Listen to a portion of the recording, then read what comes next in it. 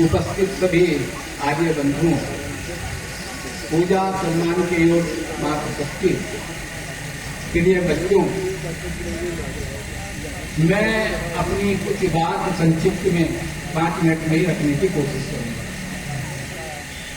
अभी बहन छवि जी बोल रही थी कि वास्तव में इस संसार में क्या क्या साथ जाएगा, सब यहीं रह जाना है, तो फिर जाना क्या है ये भी देखना पड़ेगा। पहले हम परमात्मा का वेद का मंत्र पढ़ लेते हैं। ओम तमीशानं जगतस्तस्तुतपतिं धियं जिन्नवं वविसेहुमहे वयं पूषाम यथा वेदसाम सद्वृद्धे रक्षिता पायुर्दधस्वस्तये।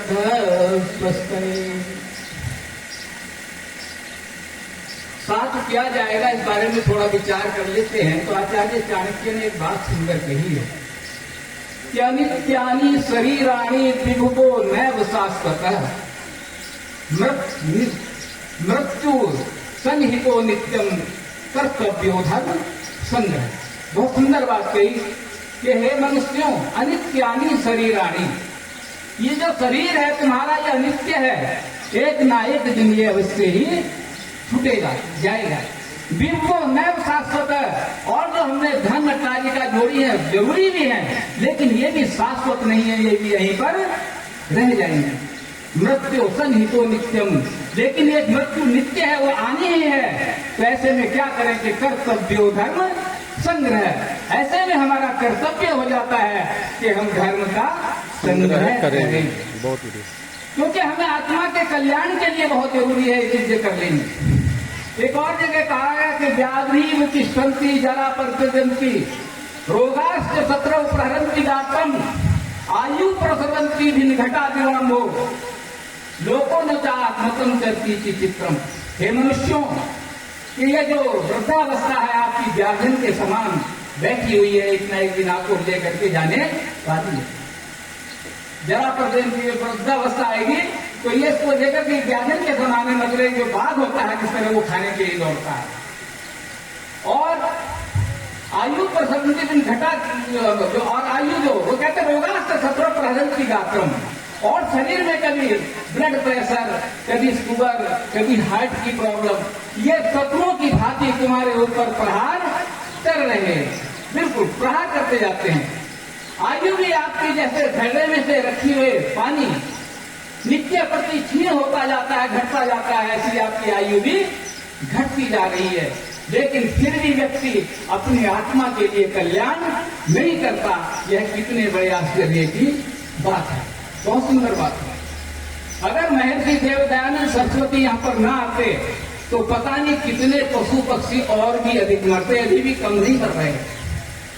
उनके अंदर बहुत बड़ा दर्द था, जो कभी कहते हैं कि जिनको न जिसे चैन था न रात को आराम था, दिन में एक दर्द लिए फिरता सुबह और शाम था। अपनी जान देकर भी जो हमने जान डाल गया, उसका देव दयानंद सरस्वती नाम। अगर वो ना होते तो हम लोगों को तो यही पता नहीं चलता कि ईश्वर है कैसा। उनके जरिए बता रहे थे साथी कि जो दूसरा नियम है ना, अभी मैं ट्रेन में आ रहा था उड़ीसा से, तो मैं सुबह उठ करके मेरी आंख खुली तो 4 बजे के करीब कर रहे होंगे, 4:30 बजे। तो मैंने थोड़ा संध्या उपासना शुरू करी। तो एक बहन थी वहां पर, तो उसने बोले तो पूछा कि आप ये किसकी उपासना कर रहे थे? तो वो संस्कृत जानती थी, पढ़ी थी कि मैं भी जो है ना ऐसी करना चाहती हूँ, और मैं अपने बच्चे को भी गुरुकुल में भेजना चाहती हूँ। तो मैंने उसको एक अपना एड्रेस दिया और मैंने उसको कहा कि सत्यार्थ प्रकाश एक पुस्तक है, उसको आप पढ़ लेना, और अगर आपको वो जोधपुर की रहने वाली है, मतलब जोधपुर में आर्य समाज है, और यदि ना मिले तो मेरे को कहना, मैं आपको जो है कोरियर के द्वारा भिजवा दूंगा। तो हमेशा हमें वास्तव में जो परम पिता परमात्मा की जो यथार्थ जानकारी, हमें पहले यही पता नहीं था भक्ति कहते किसको। हम ये सोचते थे कि भक्ति शायद कोई अगरबत्ती धूपबत्ती करने का नाम है, लेकिन भक्ति का नाम तो जब हमेशा प्रार्थना उपासना कहते हैं, अर्थात परमात्मा की यथा योग के जो यथार्थ आज्ञा है उसका पालन करना। तो इसकी बात मानना यही भक्ति है। हमें तब तक पता नहीं था द्वंद्व सहना मतलब कि द्वंद्वों को सहन करने का नाम तप है। हम सोचते थे जो तुम्हारा मरते रहते हैं यही तप है, क्योंकि सर्दी गर्मी लाभ हानि खुदा तृष्णा वितोषण मतलब जितनी चीजें हैं जो द्वंद्व हैं, दो जोड़े हैं जिनके, इनको सहने का नाम तप है। तो हमेशा जो हमें ये देखना चाहिए कि परमात्मा की स्तुति प्रार्थना और उपासना वही ढंग से प्रार्थना कर सकता है जो परमात्मा की स्तुति सही कर सकता है। यानी परमात्मा की जिसको यथार्थ जानकारी है, हमें भी परमात्मा की जानकारी है, लेकिन परमात्मा का साक्षात नहीं। साक्षात कहाँ पर होता है? हमें परमात्मा को हमारे समाज वाले कैसे जानते हैं? हम जानते हैं शब्द प्रमाण से और आगम शब्द प्रमाण से और अनुमान प्रमाण से, दो चीज से जानते हैं। लेकिन हमारी यात्रा स्टार्ट हो गई है। यात्रा जब स्टार्ट हुई है तो मंजिल तक जाने में परमात्मा का साक्षात करने में जिसको आगम प्रमाण या अनुमान प्रमाण का ही सही ढंग से पता नहीं है तो वो क्या समाधि लगाएगा? तो महर्षि दयानंद सरस्वती कहते हैं कि यम नियम जिसके जीवन में नहीं है, जो मानव निर्माण की भित्ति है, तो वो आगे बढ़ नहीं पाएगा। तो इसलिए हमेशा हमें अपने जीवन में जो आसान योग है तो उसका जो यम नियम का पूरी तरह से पालन हो। जैसे वो कह रहे थे कि हमारे सिद्धांत बिल्कुल उचित हो।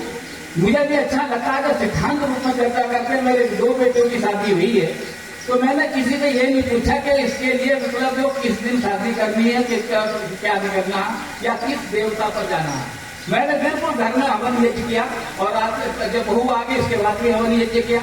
मतलब हम सिद्धांतों पर बहुत बिल्कुल अडिग रहें और सिद्धांतों से समझौता ना करें, वरना लोग हमारी तरफ को देखते हैं। एक भी बात हम अगर गलत करते हैं तो हमारे ऊपर उंगली उठती है। तो परमात्मा के यथार्थ स्वरूप को जाने, जो वेदों में बताया कि ऋतु अक्षरे परमे व्योमन यस्मिन देवादि विश्वे निषेधु यस्तन वेद की मृचा करे स्थिति यह एक विशिष्ट में सुना सके कि जो सर्वव्यापक परमात्मा है, जो इसका अविनाशी है, जिसके अंदर सारा संसार ये इंद्रियां सूर्य चंद्रमा भी हैं, ये ऐसे परम पिता परमात्मा को नहीं जानता, बल्कि उल्टे तमाम ऐसे जो अभी निर्माण हुआ है, जो दूसरे निर्माण कर रहे हैं, वहां पर अपनी माथा पटकते हैं, अपना समय बर्बाद कर रहे हैं और उनका मनुष्य का जन्म बहुत जल्दी बीतता जा रहा है और हाथ मलते रह जाएंगे। तो समय रहते हमें अपनी जो